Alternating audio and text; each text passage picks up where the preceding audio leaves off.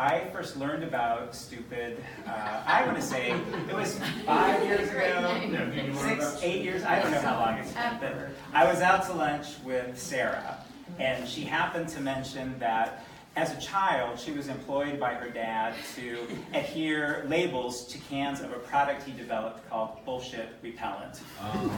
And so that's really all it took. I was hooked, and I demanded to learn more. I think I threatened home invasion to find evidence. It took several years, but finally we were able to piece the story together with the help of Sarah and all of the other children of the founders, who we affectionately call the Stupid Kids. So, very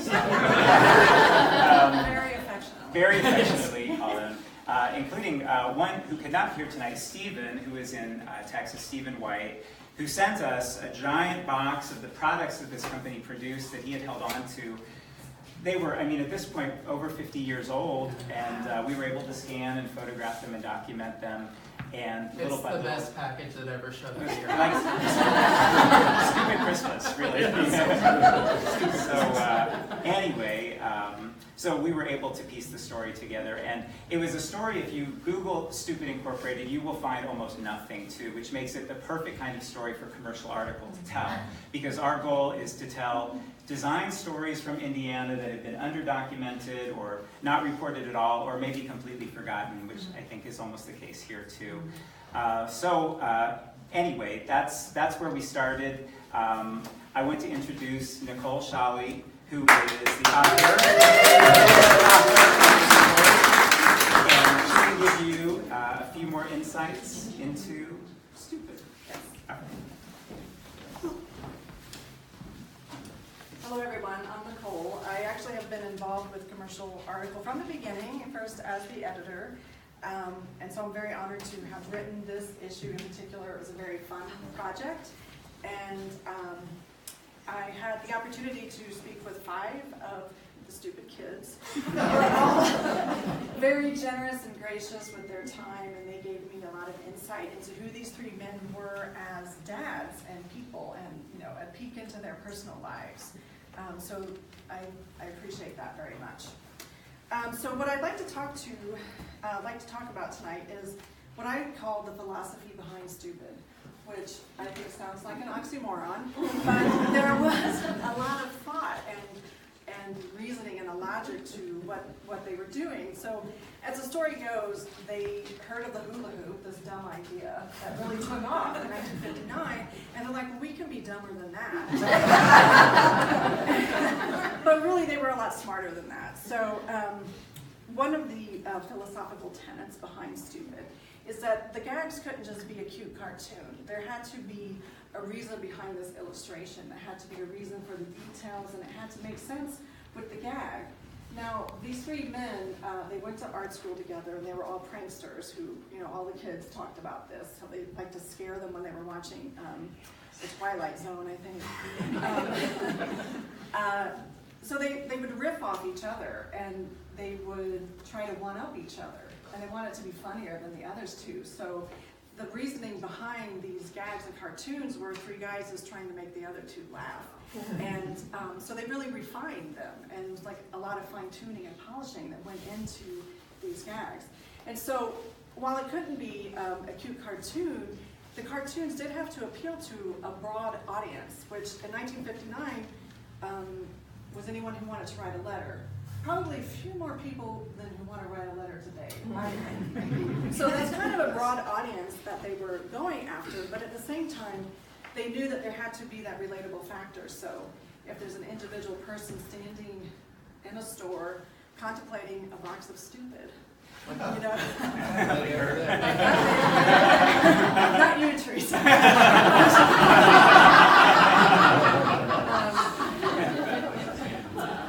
They had to look at that sheet of stationery and know who they were going to send it to. And, there were different sheets in each box, so they had to know who they were going to send each sheet to.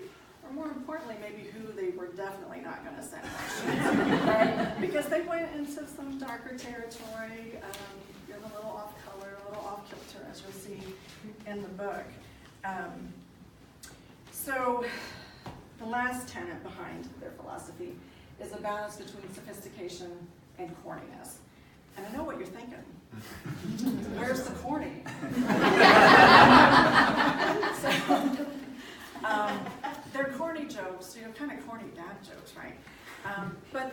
means they're for everybody, right?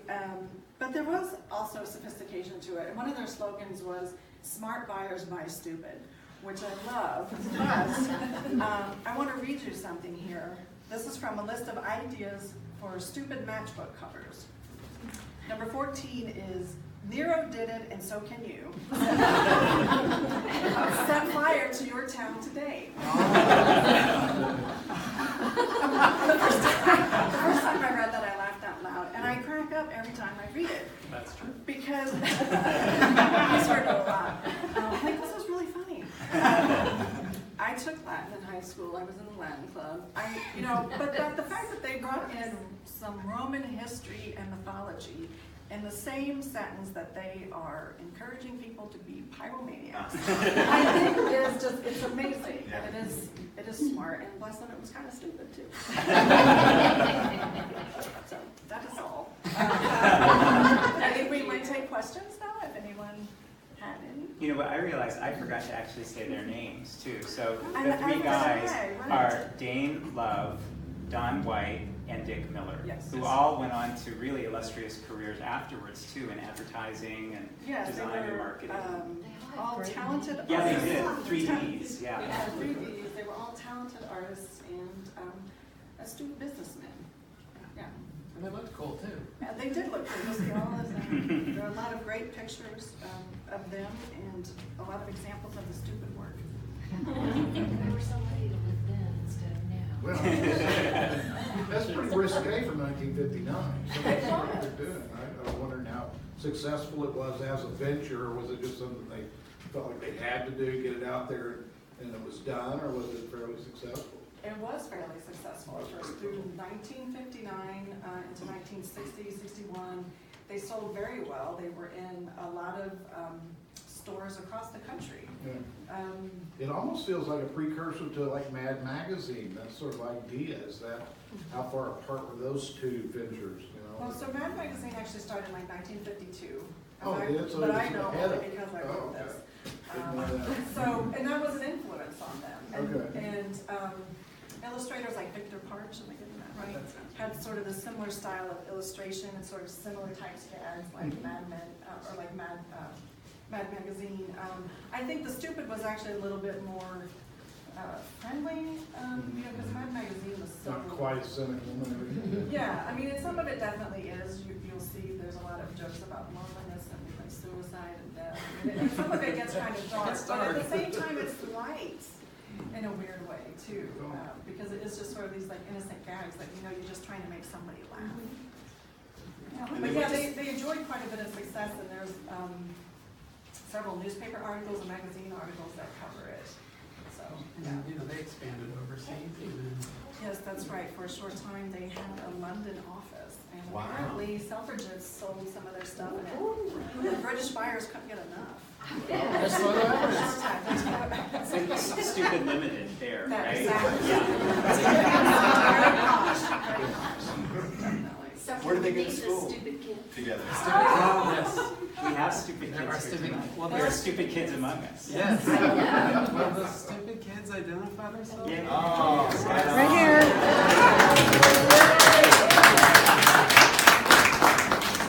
So they all made bullshit repellent.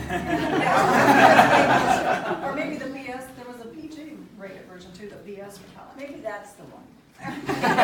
Well, Steve White told me he did bullshit behind Mom's back. We had a question over here. They went to the Heron School of Art. Oh, right on. Yes. And Dane Love also went to the Pratt Institute for Advanced Illustration. Does anyone know what is in bullshit repellent? Can you reveal that secret? It's a harmless mist that's lightly scented. That's a nice sell. It is not flammable. They had knockoffs. This is how successful they were. They had knockoffs, and those were flammable. So that product was dangerous. The bullshit repellent wasn't. See, it's friendly. It's Right, friendly. exactly. Yeah. So if they were so successful, what made them stop doing? Did Well, you say the early 60s? The whole time that they were doing stupid, they all had day jobs. So this was something they did on the side. Wow. It was kind of their side gig. And I don't know this for certain, but I'm thinking that maybe they got to the point where it's like, we have to be all in on this all the time, or, you know, Or take a one step of them back. met Yoko. In the name of Howard Sands. Right, and there was a Yoko Ono named Howard Sands. You can read all about it. So their market was, who were they producing this to sell to? Well, in one of the articles, Don White says anyone who would want to write a letter.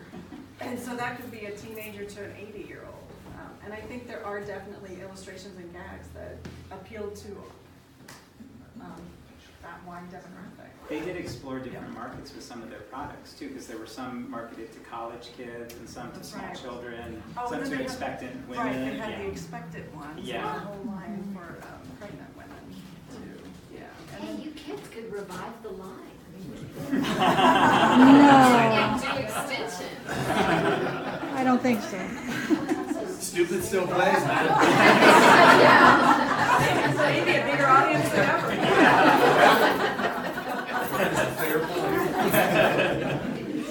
I'm curious about like that illustration on the wall behind you. This looks so familiar to me, and while I was alive while they were publishing, I was still pretty tiny, so I'm You pretty look sure. like the, Well, maybe. But also, I don't think I could have seen it between 1959 and 1961, but, and then the devil guy, like, Maybe it's just how is it? Yeah, Yeah, I think so. It seems so familiar somehow. It does, there's Yeah. familiarity all over it. yes, there is, I thought as well, to all of the illustrations. It's like, I feel like I've seen this Yeah, before, and I yeah, don't know yeah. where. Yes. Exactly, because I'm a child of the 70s. Maybe it hung around in our parents' desk drawers. Generation didn't get rid of stuff. Jim and John, when you unearthed the box or received the box, what was the biggest surprise in it? What was there a golden egg that flipped you out? What's in there? Well, first it was the volume, because it wasn't that big of a box, but there was so much in it. So that was baffling, just there was so much stuff in it. Yeah, I think it was the extent, like the product range too, because like in this picture, the lady is holding Sad Pad, and then we discovered that there are also Glad Pads, Mad Pads, Psycho Pads. I mean, it goes on and on and on and on. But there was a lot of stuff and lots of different types of stationery. So in a very short period of time, they cranked out a huge number of different types of products. And there were so many aerosol cans, like it was belly button remover, there was with instant cuss words with soothing Tamazol. Yeah. Oh, I can't wait to dig into that. Stuff like that, and it was baffling. Yeah. I mean, maybe the bikini photo with the 2-string yo-yo was pretty, that was a shock. Yeah, that's in the book. Yeah. It's definitely of its time. Yeah. That would be kind of stupid, but still in there and still kooky. Yeah. I can't wait to dig into it. Yes, it's been a nice teaser. It's all about the teas. Anybody else? Well, thanks so much for coming out. This is such a Yeah, nice sure. turnout. Everybody.